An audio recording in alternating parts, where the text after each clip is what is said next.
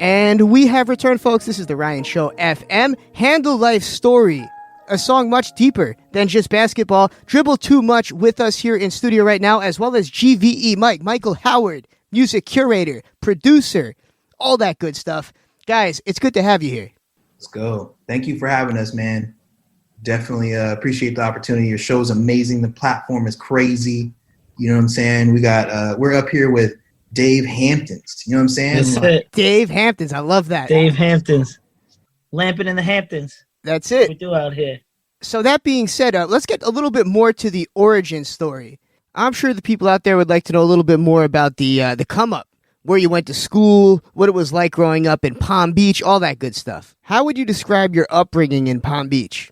My upbringing in Florida was tough choices to make, man. I grew up with a lot of choices to make as a youngin', and growing up in the hood and having the option to be able to go one route and a negative route and a positive route is always available. Like the negative is always available, and where I grew up in.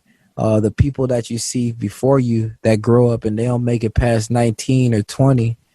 And it's just like, you make that decision if that's where you want to be. And growing up where I grew up at thanks to the parents that I had, I could have easily went down that route. And I've had a tough childhood where I've got caught up in different situations. Like I said on that Handle Life Story record, that where I had to make a decision, I could have been one of them cases that ain't make it to graduation. I said that on one of my bars, and that's really what it is, growing up in Florida. It's like a decision-making thing where I grew up. And when you did make it to graduation, you played college ball. Where was it that you played in college? Played at Liberty University with Seth Curry, Yep. who now I train him. He's one of the Handle Life clients that works with me. And he was killing out there at Liberty, too. He was cooking crazy. His freshman year, he was the number one scoring freshman in the nation. Yep. Bouncing and going to Duke University after his freshman year. Yeah, I'm a Tar Heel fan, so I can't say he made the right decision there, but he was killing at Liberty. Austin. Jumper on y'all to kill it. I think that was the year he was there, too. Yeah. And he's killing it now. Seth Curry, I believe, wasn't he the highest 3-point field goal percentage this year, if I'm not mistaken?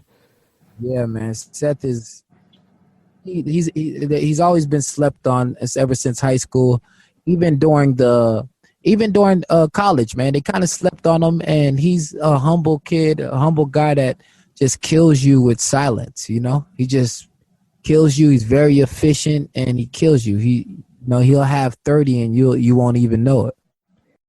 It must not be easy either. I mean, when your brother is arguably the greatest point guard in basketball, revolutionized the NBA, so it's easy to get overlooked. Oh, he's definitely, man. And I said that in one of my bars in Handle Life Story too, and I was like, something. I was like, wasn't getting no playing time because they was putting Seth in, but but Liberty was still winning like Davidson and Stephen, and that bar is just like when I was a freshman at Liberty. Seth played my position, and he was just better. And I was an X's guy. And one of my bars, I said that and said, Coach said you'll never check in unless you know the O's and X's. And Seth knew the game so much years ahead of him, of course, because of this culture that he grew up in with his family and his Dale Curry playing in the NBA, that he knew the O's and X's. He knew what spots to be on the floor. Me, I'm just like, yo, I could give you 30, man. Just give me the ball. But it was more than that in college. You got to play the game just like life, man. Well, you rode that platform to quite a level. I mean, when was it that you were able to start taking on clients? Like, where did the road take you from college to where you're training some of the greatest players in the history of basketball? Man, when I was hurt. I played in Mexico. I started playing professionally for like 6 months. I got an injury, a stress fracture on my knee. And then after the stress fracture, I decided that, man, I'm going to quit basketball. I didn't want to do it. I went and got a job at Nike. I ended up getting inspired by Bill Bowerman, a story from Nike. And I was like, man, I could build my own brand and be a coach on it like Bill Bowerman, training track athletes. And then I started that up. And social media is really like, I got to give big ups to Instagram and social media, because with the social media, I was able to show my talent and skill of, just training myself. And that grew into people asking me to train them. And Gilbert Arenas, Agent Zero, was the first client that reached out Hibachi. Yeah. He reached out to me in LA and flew me to LA. And then ever since then, it was like he was a perfect first client, because, of course, he went through some things in the past that kind of, killed his career in the NBA a little bit. But from a player's perspective, he's probably one of the most respected players from, player to player. Like Kevin Durant, look up to Gilbert Arenas. All the tough scorers, guys growing up that knows basketball, know Agent Zero era. Nobody wanted that matchup. He got blackballed from the NBA. It's terrible. That's what nobody happened. wanted. Yep. Nobody wanted that matchup. He gave 60 to Kobe, man. Yep. 60 to Kobe. Let that sink in, everybody. Yeah, Gilbert Arenas, super underrated, and he's got a great podcast out now. He was my first client, and it was great because it was a respected client from a player's perspective. So now players is hitting Gil up like, hey, man, how is it working with the Dribble2Much guy? I know he on social media doing his thing, but is it real? Is it a gimmick? And Gilbert just vouched for me, and then I was able to get Kevin Durant, DeMar DeRozan, and all of those guys who were, are crying about the training. We had great content online, too. How did he first reach out to you? Did he hit you in the DMs? So before, there wasn't no DMs a couple of years ago. DMs just started popping probably like 4 years ago. There wasn't no DMs 5 years ago. And Gilbert actually commented his phone number. Gilbert crazy. Yeah. Put his phone number. His phone number on my page of a video and a move that I did. And he said, yo, I'm going to leave this up for 20 seconds, man. Take a picture of it and call me. I need to know how to do that move. I looked at it. I was mad excited. I screenshot it. Oh, shoot. That's Gilbert Arenas, NBA dude. So then I screenshot it. Yo, what's up, man? It's really you, man? He's like, yeah, man. Hold on. Delete that comment, man. Delete it. I was like, all right. And then he was like, come down here to California, man. I've been trying to make my trainers teach me these elite moves you putting on here, and they're not. I can't get it down packed, and that's how our relationship started. That is incredible. So COVID-19 comes, and it changes the game. Literally, it changes things for the NBA. It changes things on social media.